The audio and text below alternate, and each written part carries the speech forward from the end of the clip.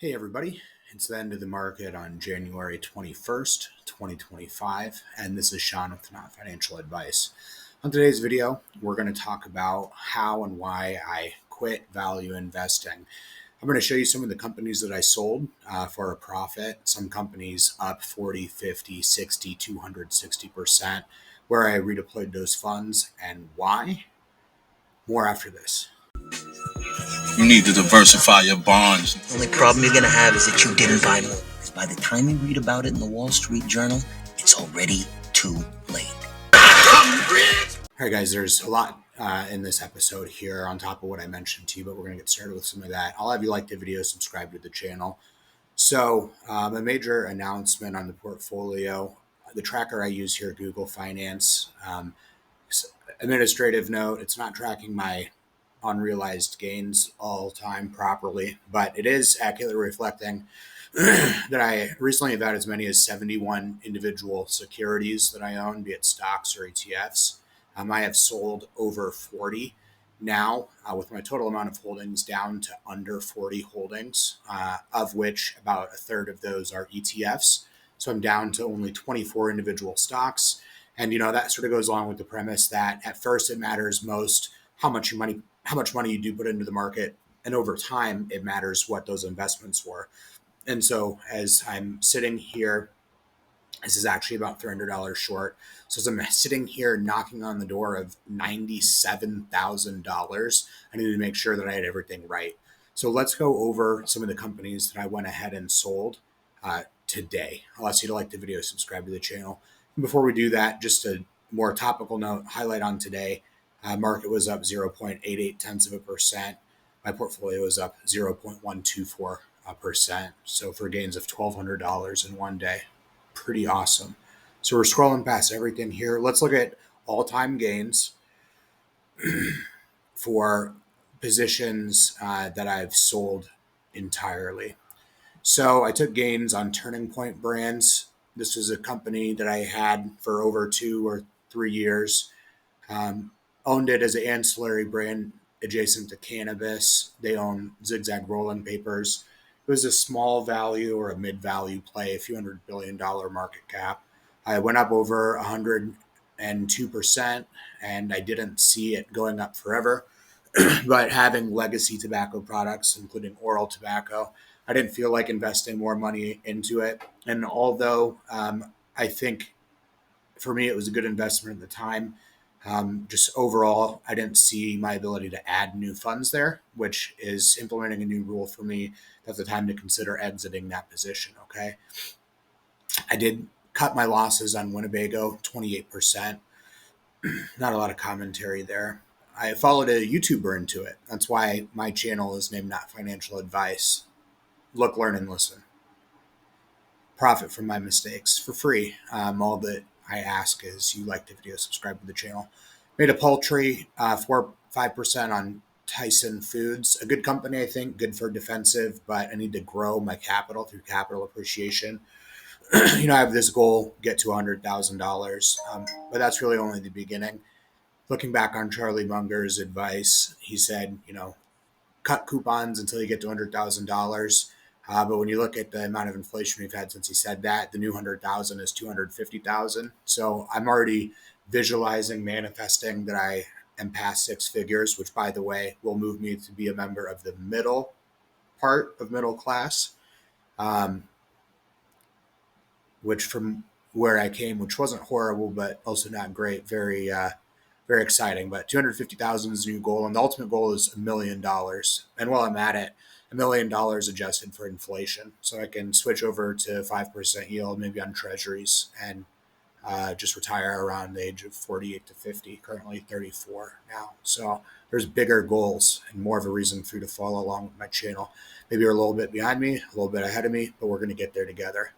So like the video, subscribe to the channel. Took a loss on Boston Beer Company. I bought that because they had a huge spike up. I chased it up on hard seltzer. It's one of the reasons, too hard to predict. I'm no longer going to be in any sort of food or beverage names. I need companies that have a moat. And, I want companies that have good value, but also want companies that have good growth. And I thought that Ulta Beauty was that. Made a little bit over a point on it. I see too much disruption there, along with food and whatever. There's Elf, there's Israeli companies, there's competitors, Sephora, all of this. It's not differentiated enough of the market. I don't know enough about the market. I took my money, redeployed it. PepsiCo, I still like it, but I like having exposure into it through SCHD. Dollar General started off strong in the pandemic, but the pandemic's over. We're in a different era now, and it's become a recovery play. I actually think this one will recover, but there's too much risk. I think they have too many stores too close together. So I'm not saying they're going to have that organic top line growth. Additionally, a new rule that I'm incorporating here: I only want companies that sell to people who are rich. It is what it is. Best Buy, um, for the most part, I'm getting out of retail. I want consumer stocks, but I don't necessarily want retail. This is jumping around on me. For similar reasons, got rid of McDonald's. I don't like the debt. I don't like how this is jumping around on me. Tesla, I took 92 points on it. I think things like Amazon and Uber are better bets. Um, Tesla, wherever it jumped around to, that was a bet. It was a leverage on uh, CEO Elon Musk of being able to be smart and ultimately cozy up to influential rich people. I did that. I made hundreds and hundreds of dollars off of it. Took 100% gain. It's in with Texas Roadhouse. I was borrowed conviction. I was up about 80 points on that. Took that money, rolled it into my new higher investment. So I've laid out some of these principles and concepts that led me to get rid of things. Made 32 points on 3M, a dying company, low growth company. Took that. Target, got out of it. My position in energy was too small. I just don't know enough about it. I got out of it. Kroger, this has been a trade for me. Probably my only trade. I've made money off of it 2 times. Made 30 points there. Domino's, made about 16, 17 points, as you can see. Lost on Johnson and Johnson. Um, Ultimately, it says I lost money on Coca-Cola FEMSA, but I don't think that's accurate. So on and so forth. Made 46, 47 points on weed and precious metal.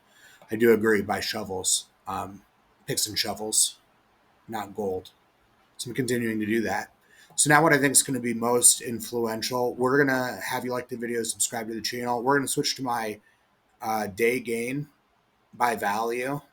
And before we do that, we kind of already hit on that with the daily return, which is 1,200 points on my $97,000 portfolio. I was always more concentrated in the market, but now I've done that, and it's overarching sort of that I say that I'm getting out of value stocks. It's not entirely true. Value stocks are valued by a metric, by PE ratio or free cash flow yield or other metrics, dividend and debt related. And so I still want value, but I want to maintain capital light, world class businesses with strong competitive advantages. That if I get into a coma, they're going to be here in 20 years. I'm confident they're going to be here in 20 years. I want companies that have not only growing revenue, but growing free cash flow margin, low debt. I want high cash on the companies, wide moats, capital light, high margins, expanding margins. So my overall investing thesis moving forward is I'm going to take my value exposure through things like SCHD, VTV, and VBR, where you can see this is almost 15% of my portfolio. Other companies I hold, like Home Depot and AutoZone, have these defensive properties. TJ Maxx has a defensive property. Visa has a defensive property to that extent. Also, defensive sectors like the utility sector that's also getting their play off of AI and demand there. You can sort of see my holdings here. So much more concentrated in the market, but with value exposure. And I've finally gotten myself to this place where I want to be, where one part of my market, my portfolio goes up, the other one will be down. And I can now wisely, with perspective and wisdom and experience, buy literally the dip, but only in quality assets, not in value traps like uh, Walgreens and other things that I bought and sold for a loss. So phone's blowing up. You got stuff to do. Um, we're doing it. We're doing it. So thanks so much for being a subscriber, whether you're new to the channel or not. We're going to do just sort of a recap here. I'm going to highlight to some of the companies I recently added to in significant ways. Oh, by the way, Netflix is up 14 points after hours. Recently added thousands and thousands of dollars there. So I guess that's pretty cool. Added SCHD and VTV, banks, healthcare, financials, industrials. things seem to be looking good. Similar deal with small cap value, added thousands and thousands there. But even added to my highest conviction in Amazon. Should have done more when that was lower, but I'll do that in the future. World class companies that are going to last forever. Added to Salesforce, added to Google, added to Visa, initiated and added to positions Airbnb and Uber, which I feel good about. But positions I added to in the past. There's aerospace and defense up 4.7% in a day. That's kind of cool. I had added there recently. Arguably not enough, but I think I'll be all right. See, I've got a lot of different paths to success with this. I don't just have to count on one path or be depressed that I'm probably going to lose 98% of my money in cannabis investments. But I am now smart money now because of AI. I'm smart money. So, but I have to have a little bit of dumb money added in some other areas. But this is why you don't follow other people's stock buys. I added to Costco. I had a lower cost basis. I was able to add to it. Would never add to it at these current prices. Um, but the more you know. So a new position in cybersecurity, seeing how convincing these phishing videos can be and understand the role AI is going to have in our lives. This gives me a little defensive balance. This is a pretty high valuation. This is the biggest float, biggest market cap, longest standing cybersecurity ETF, even though it has a high expense ratio. I'll end up having it as 1-2% of my portfolio. I think it's a good way to diversify my risk along with the value ETFs with my asset light, high growth technology. And it's not that I'm going away from value stocks, but I'm concentrating into GARP stocks, growth at a reasonable price, or better stated, blue chips. Recently added quite a lot, even today, to Caterpillar, made 4% in a day, so on and so forth. So thanks for tuning in, guys. Like the video, subscribe to the channel, and I will see you on the next one.